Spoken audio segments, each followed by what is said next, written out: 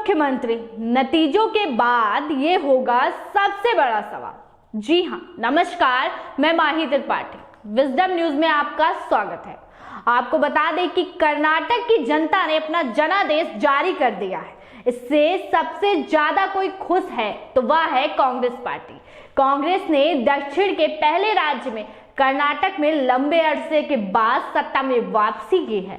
राहुल गांधी व प्रियंका गांधी के धुआंधार प्रचार व ताबड़तोड़ रैलियों का असर दिख रहा है।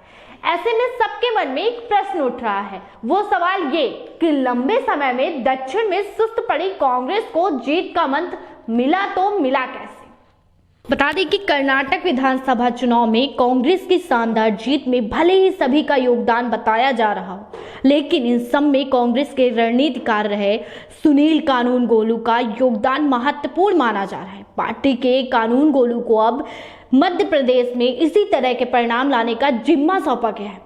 सुनील कानूनगोलू कांग्रेस में शामिल होने के बाद से ही पार्टी के रणनीतिकार के रूप में काम कर रहे हैं। उन्होंने कर्नाटक में सर्वेक्षण, चुनाव प्रचार, उम्मीदवारों का सिलेक्शन करने और जीत की रणनीति बनाने में महत्वपूर्ण भूमिका निभाई है। कानूनगोलू पिछले साल मई में कांग्रेस में शामिल हुए थे।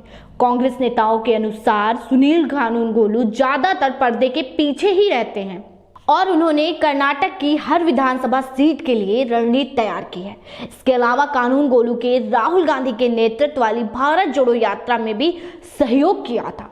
बीजेपी और जेडीएस को घेरने की रणनीति।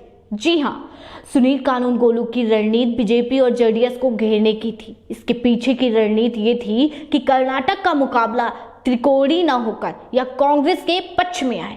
कांग्रेस नेताओं के मुताबिक बीजेपी के खिलाफ कांग्रेस के आक्रामक अभियानों में सुनील कानूनगोलू है। कानूनगोलू रेड कार्ड जारी करना, पे सीएम, 40% कमीशन वाली सरकार और प्रियंका गांधी वाड्रा के मोदी पर निशाना साधने के बाद क्राइम पीएम अभियान के पीछे। बता दें कि कानूनगोलू ने इससे पहले बीजेपी के लिए अभियान बनाने और प्रधानमंत्री नरेंद्र मोदी के साथ काम किया है। यही नहीं, 2014 में लोकसभा चुनाव में रणनीतिकार प्रशांत किशोर के साथ भी काम कर चुके हैं। इसके अलावा उन्होंने यूपी में भी बीजेपी के लिए काम किया है। माना जाता है कि कानूनगोलू ने 2017 में योगी आदित्यनाथ की शानदार जीत में महत्वपूर्ण भूमिका निभाई थी।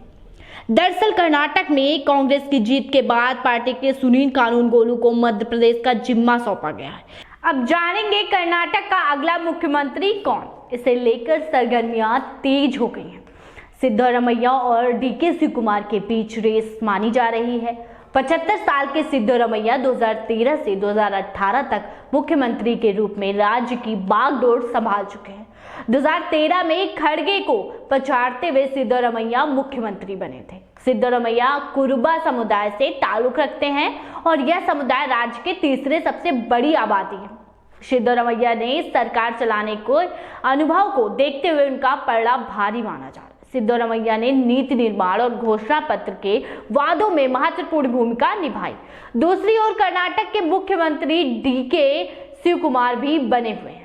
उनको भी सीएम पद का अहम दावेदार माना जा रहा है। अपने रणनीति, कौशल और संगठनात्मक अनुभव से डीके प्रदेश के दूसरे सबसे बड़े समुदाय वोकालिगा के बड़े नेता के तौर पर उभरने में कामयाब हुए हैं। शिवकुमार सिद्धरामैया की तुलना में युवा भी हैं। नतीजे आने के बाद से कांग्रेस में सरकार बनाने को लेकर कवायद तेज हो गई है।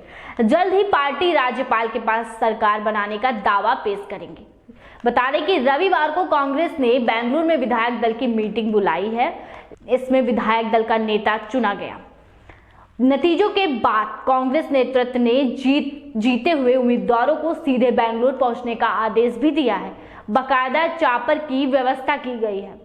सूत्रों के मुताबिक कांग्रेस ने इन्हें बेंगलुरु के पास एक रिजॉर्ट में रखा। नतीजों के बाद तमाम नेताओं की मल्लिकार्जुन खड़गे के घर मीटिंग हुई, जिसमें सरकार को बनाने को लेकर आगे की रणनीति पर चर्चा हुई। उधर राहुल गांधी दिल्ली में कांग्रेस दफ्तर पहुंचे, जहां उन्होंने अपने वर्कर्स से मुलाकात कर जीत की बधाई दी। कांग्रेस को कर्नाटक में स्पष्ट बहुमत। जी हां, कर्नाटक में बीजेपी के खिलाफ सत्ता विरोधी लहर पर सवार होकर कांग्रेस ने शनिवार को स्पष्ट बहुमत हासिल कर लिया है। 224 सदस्यीय कर्नाटक विधानसभा में कांग्रेस को 136 सीटों पर जीत हासिल हुई है। 1989 में विधानसभा चुनाव के बाद यह कांग्रेस की सबसे बड़ी जीत है। उधर बीजेपी 64 सीटों पर सिमट गई तो जेडीएस को 20 सीटें मिली। तो ये थी आज की हमारी खबर। ऐसी अन्य खबरों को देखने के लिए हमारे साथ बने रहे विजडम न्यूज में। हमारे चैनल की टैगलाइन है ना इधर ना उधर, सच की डगर। हमारे चैनल को सब्सक्राइब करें, लाइक करें और बेल आइकन दबाना ना भूलें।